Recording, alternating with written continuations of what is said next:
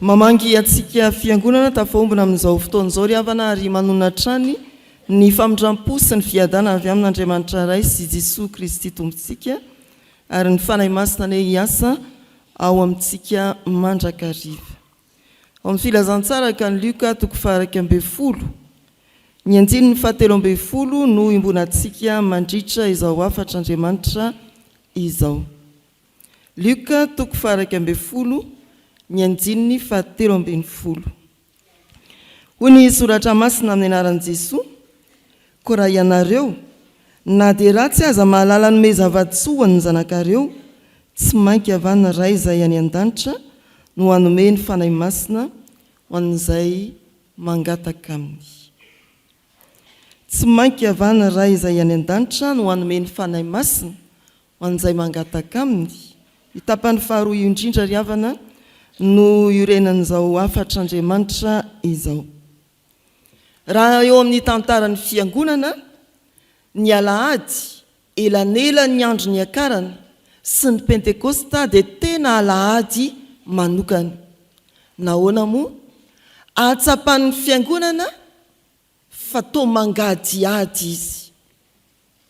Filazana hafa moa dia manao hoe kambotin'ny fiangonana. Rehefa resy ny fahafatesana ny andro Pasika dia niara-ndriry tamin'ny mpianany i Jesosy nandritra ny 40 andro. Afaliana tsy misy tahaka izany satria miaraka amin'ilay mpandresy. Fa tapitra ny 40 andro nakarina ho any an-danitra i Jesosy, tavela teo indray izany ny mpianatra. Mandihy ny alahady anelanela ny andro ny akarana sy ny pentekosta isika. Alahady ao anatin'ny vanim-potoana iaina ny fiangonana ny teny ao amin'ny asan'ny apôstôly 2:9 azo hery ianareo amin'ny latsahan'ny fanahy masina aminareo. Andraso ny fanomezana ny fanahy masina fa azo hery ianareo amin'ny latsahan'ny fanahy masina aminareo. Tsy hoe amin'ny alahady elanela ny andro ny akarana sy ny pentekosta dia eto sika fiangonana ny raisina hierikerika fotsiny eto tsisy fanahy masina hiasa, fa ampianarin'ny tompo isika hiandry, hiomana tsara, hitsena ny pentekosta ary hanana fahavononana andray ny fanahy masina. Hiaina amin'ny fahatokina ny tenin'i Jesosy manao hoe tsy hamela anareo kamboty aho, ankaty aminareo aho.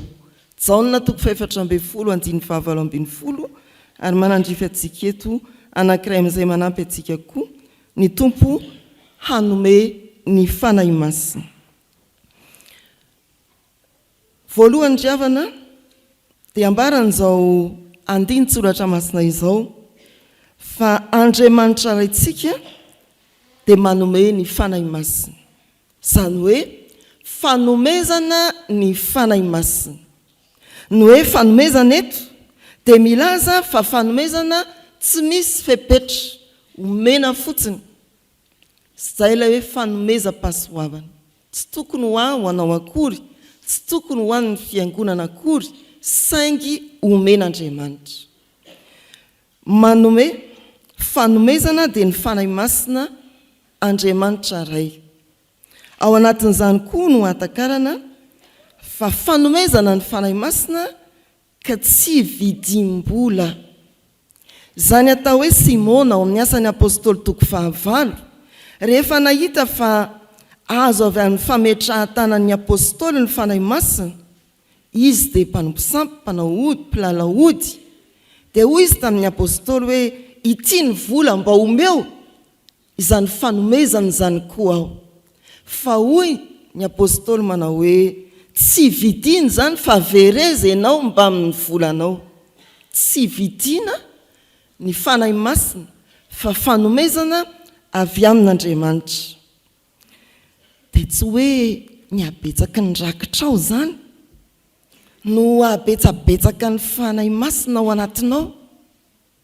Tsy hoe ny angezangezanao, fepetra abobabobaka ny fanahy masina ao anatinao. Tsy hoe ny fahakelezanao no abitika koa ny fanahy masina ao anatinao. Tsy angarana io fanomezana tsy angarana, tsy misy fepetra, tsy vidiana vola. Na ny kely, na ny lehibe, na ny zokiolona, antitra, tanora, lahy na vavy, dia sitrak'Andriamanitra omena ny fanahy masina.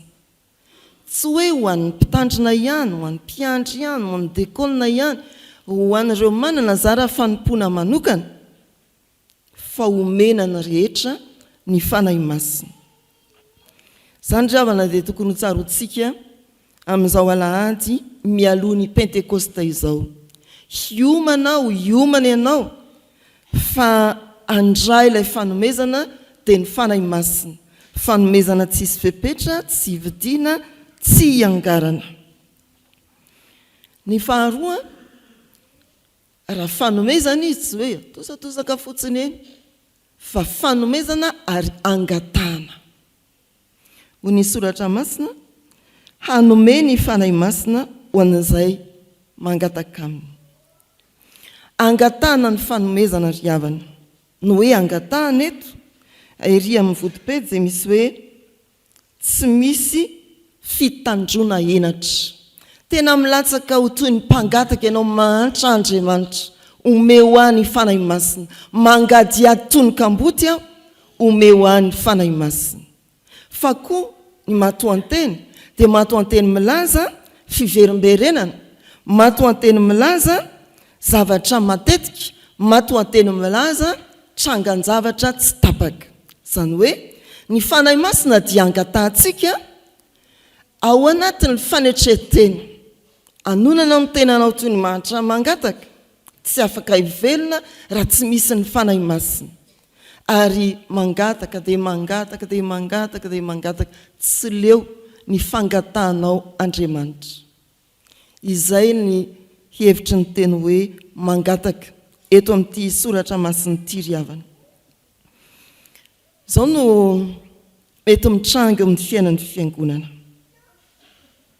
Mangataka sika, fa tsy fanahy masina mahadodina antsika. Misy mahavatra mandohalika mba azo asa amin'izao fotoana mahasarotra fitadiavana azy sy mahavery asany maro zao. Misy mahavatra mifadianina mba azo fanambadiana. Misy mahavatra mivavaka antom-pamantaranandro maro mba ahomby amin'ny zavatra atao, fa tsy mahavatra mandohalika angataka ny fanahy masina. Amaivamaivanytsika zany. Eto amin'ity alahady mialohan'ny Pentekosta ity dia hitony tena ho toy ny mpangataka isika. Ilela-paladian'Andriamanitra ve ianao mba omeo amitsy ny fanahy masin'Andriamanitra. Tsy avy miaina ary atsy ao ny rivotra, izay moa ny hevitry ny hoe fanahy masina, hampiodina ny fiainako. Avy amin'ny fototra hoe pneu. Raha tsy eo ny fanahinao masina, tsy handeha ny fiainako. Raha tsy eo ny fanahy masina, ho sepotra eto amin'ity zao tontolo zao ity. Tsy ho vitako manomboka amin'ny fanompona sy ny asa mandraharaha ary ny fiatrehako ny fiainana eny amin'ny fiarahamonina eny. Zany ry havana no tokony hetrehantsika sy iainantsika amin'izao alahady mialohan'ny Pentekosta izao. Fa anankiray izay mety mitranga amin'ny fiangonana koa dia ny hoe fiangonana tsy mila mihitsy ny fanahy masina. Ailika ny fanahy masina. Ampy ny fandalinana eo amin'ny fanomanana samihafa ataon'ny tompona andraikitra eo amin'ny fiangonana. Ampy ny fihetsiketsehana ataon'ireo mpanompon'Andriamanitra isatsokajiny eo amin'ny fiangonana. Rehefa mivezivezeran'ny fiangonana dia miasa mafy izay. Ampy ny traikefa teo amin'izay asa fanompona natao. Izay amelatra latabatra masina fandraisana ve dia tsy ho hay tonga dia tairanga tsisy vavaka. Tsy mila ny fanahy masina ny fiangonana. Pokaty ny asan'ny fiangonana manao tsinotsinona ny fanahy masina, manomboka amin'ny asa bitika indrindra ka hatramin'izay heverina fa ho lehibe indrindra. Ataovy ho lehibe eo anoloanao avokoa ny asa rehetra ny antsipiriany fiainanao ary tsy iodiny zany tsy iaina ianao tsy ho afaka manao na inona na inona raha tsy ao ny fanahy masina dia izao ary tsy misy hira anakoako raha tsy ao ny fanahy masina. Tena sokafo tsara mihitsy io vavanao io, ataovy tsaroana fa miainga ao am-ponao ao ny fanahy masina, manafana ny fonao mba hira. Tsy faly dia faly izay manjombo tava. Mandinika isika fiangonana ry havana. Ny fiangonana tsy manilika ny fanahy masina dia mafana, tsy hoe mihira fe mihira fotsiny, fa tena mihira maneho ny hery ny fanahy masina, mampiodina ny momba azy rehetra. Tsy hoe mitory-teny fe mitory-teny fotsiny, fa maneho ny hery ny fanahy masina, tsy amin'ny fahendren'olombelona, tsy amin'ny tanjaka hoy ny bokin'ny Zakaria, fa amin'ny fanahy. Izany ilay fiangonana tsy manilika ny fanahy masina. Dia mieritreritra koa isika, nitondra inona teo amin'ny fiainan'ny fiangonana, ny zavatra rehetra nataontsika eo amin'ny fiangonana. Sao fiangonana manilika ny fanahy masina isika, miantehitra ny fahaizana sy ny fandalinana, ny traikefa sy ny fahaiza-manao samihafa. Angatahana ny fanahy masina ry havana. Angataka isika ny tompo tsy hanao hoe iny dia mba tsitsitsy io, ndray maka ihany any manome tsia. Mangataka isika toy ny mahantra isan'andro isan'andro tsy afaka iaina raha tsy mahazo avy amin'izay namaly ny fangatahana. Dia toy izany koa anatrehan'Andriamanitra, angataka isan'andro ary tsy tapaka sy mandrakariva isika, angataka matetika tsy hitandroenatra isika, ny tompo tsy handahantsika ka hiteny hoe ampy izay, efa be izay fanahy masina nomeko anareo nandritra ny 2 arivo taona mahery izay, inona ihany mbola tadiavina, fa izy dia mbola vonona nome. Ary tsena izany ampifaliana isika hiomana ao anatin'ny herinandro ny fanahy masina, handray izany ampanetretena amin'ny Pentekosta. Iray mandreny malala fanomezana ho an'ny ankonanao ny fanahy masina, aza misalasala mangataka tsy tapaka ampanetretena sy mandrakariva ny fanahy masina hiasa ao amin'ny isa-tokantranontsika. Ry tanora malala, aza fela feno zava-dratsy ny foditsika, angatao ny fanahy masina ameno anao mba hahafahanao manda izay rehetra mety hota ary miaina amin'ny fahamasinana. Omena ny fanahy masina ary omena ho an'izay mangataka tsy mitandroenatra. Omena tao inona? Ampahery, an'olon-tsaina, hiaro, ampionona, hampianatra, hampatsiaro, ampiombona ary indrindra mbola hampitombo betsaka ny fahasoavana ao anatin'ny fiangonana. Anio raha miteny ny soratra masina manao hoe tsy mainky avany ray izay any an-danitra no hanome ny fanahy masina ho an'izay mangataka aminy.